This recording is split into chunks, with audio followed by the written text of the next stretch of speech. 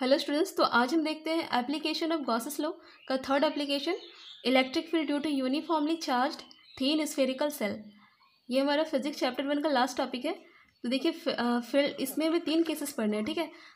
Electric, ये आपका cell है, तो सेल के आउटसाइड इलेक्ट्रिक फील्ड क्या होगा, सेल के सरफेस पे क्या होगा और सेल के इनसाइड इलेक्ट्रिक फील्ड क्या होगा। हमें 3 केसेस पढ़ने हैं, तो ध्यान दीजिएगा। पहला केस हमारा है, फर्स्ट है फील्ड आउटसाइड द सेल, ठीक है। तो हमने क्या किया, एक गॉसियन सरफेस कंसीडर किया, स्फेरिकल गॉसियन सरफेस कंसीडर किया सेल के बाहर। यहाँ ध्यान देना, सेल का रेडियस हमारा क्या है, कैपिटल आर लिया हमने, और गॉसियन सरफेस का रेडियस क्या लिया है, स्मॉल आर लिया है, ठीक है। तो ये हमने लैंग्वेज लिखा थी, consider a point P outside the shell. हमने एक पॉइंट पी कंसीडर किया सेल के बाहर, क्योंकि हमें क्या करना है, इलेक्ट्रिक फील्ड सेल के बाहर फाइंड करना है। To find E at point P we take a spherical Gaussian surface of radius R.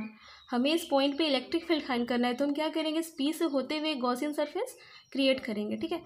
तो यहाँ पे देखिए, यहाँ पे क्या है, small R is greater than capital R. तो क्लियर दिख रहा है, स्मॉल जो रेडियस है, ये आर का वैल्यू क्या है, कैपिटल आर से क्या है, बड़ा है, क्योंकि हमारा गॉसियन सरफेस क्या है, बाहर है। तो ये क्या होगा, कैपिटल बड़ा होगा कैपिटल आर से।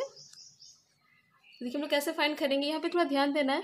यहाँ हमारा इलेक्ट्रिक फील्ड का डायरेक्शन और आपका एरिया वेक्टर का डायरेक्शन दोनों ही सेम डायरेक्शन पे हो रहा है, ठीक है। तो इसलिए हमारा थीटा क्या हो जाएगा, 0 डिग्री होगा। और हमने स्मॉल एरिया ds कंसिडर किया है। स्मॉल एरिया लेते हैं, फिर इसका इंटीग्रेशन करते हैं, तो हमें पूरे एरिया के लिए पता चल जाएगा। तो देखिए, total electric flux passing through Gaussian surfaces, तो क्या हो जाएगा, phi is equal to integration of E D S cos theta. ये हमारा फॉर्मूला है फाई का, E D S cos theta, ठीक है। स्मॉल एरिया के लिए ds लिया था और पूरे सरफेस के लिए क्या करेंगे, इंटीग्रेशन करेंगे हम लोग। तो यहाँ पे फाई इक्वल टू क्या होगा, integration of E D S cos 0, क्योंकि थीटा हमारा क्या था, 0 डिग्री था। हमने लिखा यहाँ पे थीटा 0 डिग्री। अब हमें पता है कि कॉस 0 की वैल्यू क्या होती है, 1 होती है। तो कॉस 0 के प्लस पे क्या हो जाएगा, 1 हो जाएगा। तो हमारा ये टर्म बस बचेगा, phi integration of E D S, ठीक है। और फाई की वैल्यू क्या होती है, गॉस के लॉ से फाई इक्वल टू क्या होता है, क्यू बाई एप्सिलॉन नॉट। तो फाई के प्लस पे क्यू बाई एप्सिलॉन नॉट लेना है। तो क्यू बाई एप्सिलॉन नॉट हमारा क्या हो गया, ई को हमने बाहर लिया, इंटीग्रेशन किसका करेंगे, ds का, एरिया का। अभी देखिए हमारा सेफ क्या है, यहाँ पे ये जो सेफ हो गया स्फेरिकल है, और स्फेयर के लिए क्या होता है, सरफेस एरिया क्या होता है, 4πr² होता है। तो इंटीग्रेशन ऑफ ds की वैल्यू क्या हो जाएगी, 4πr²। तो हमारी जो वैल्यू होगी, Q by epsilon naught equal to E into इसकी वैल्यू 4πr²।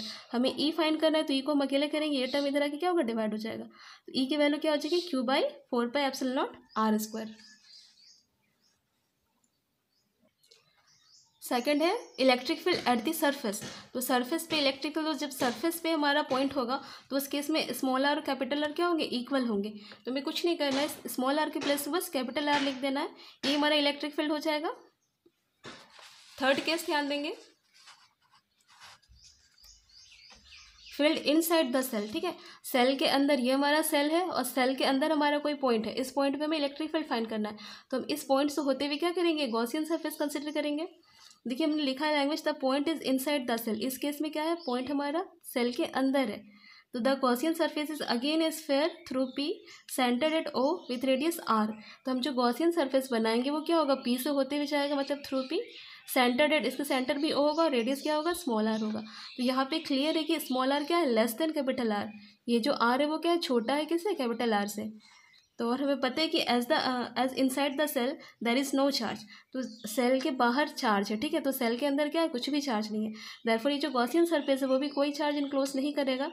सो Gaussian surface enclose no charge. तो हमारा क्यू की वैल्यू क्या हो जाएगी, 0 हो जाएगी। और क्यू 0 होगा तो ई भी क्या हो जाएगा, 0 हो जाएगा। क्योंकि यहाँ पे ध्यान दीजिए, ई यहाँ पे अगर क्यू की वैल्यू 0 पुट करेंगे तो पूरे टर्म को 0 कर देगा, तो हमारा ई का वैल्यू क्या हो जाएगा, 0 आ जाएगा। तो हम डायरेक्ट ऐसे ही लिख सकते हैं, क्यू हमारा 0 होगा, देयरफॉर क्या होगा, ई इक्वल टू 0।